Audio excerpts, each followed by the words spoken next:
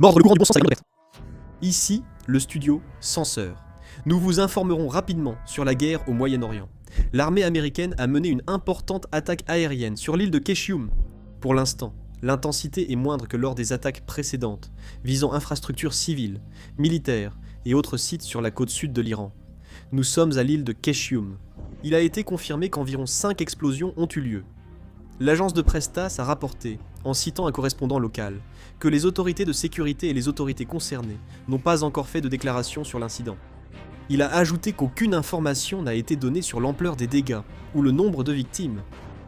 L'agence de presse officielle iranienne IRNA a également rapporté que plusieurs explosions ont été entendues dans certaines zones de Bandar Abbas et que les autorités mènent actuellement une enquête sur place. Région du Kurdistan, Irak, ciel d'Erbil. Un drone y est intercepté. Nous avons observé le système CRM fonctionner au-dessus d'Erbil.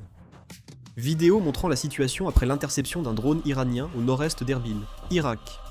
À Erbil, en Irak, un drone iranien est tombé et a provoqué une forte explosion. Les dégâts restent à évaluer. À Kiryat Shmona, nord d'Israël, un missile d'interception a été lancé. La cause du lancement n'est pas connue et aucune alerte n'a été émise. Le commandant du commandement central de l'Iran, Katamaran Bia, a prévenu que toute nouvelle action militaire américaine contre l'Iran entraînera une riposte décisive et destructrice. Le général Ali Abdollah a juré fidélité au guide suprême Mustafa Khamenei et promis de défendre l'unité nationale dimanche. Le commandement des gardes-frontières iraniens a fermé les postes frontières de Marevan et Hawraman et a exhorté les citoyens à éviter les zones frontalières environnantes. Les autorités ont demandé d'éviter Dereki, Dezli et d'autres zones frontalières et de suspendre toute activité ou déplacement dans ces secteurs jusqu'à nouvel ordre.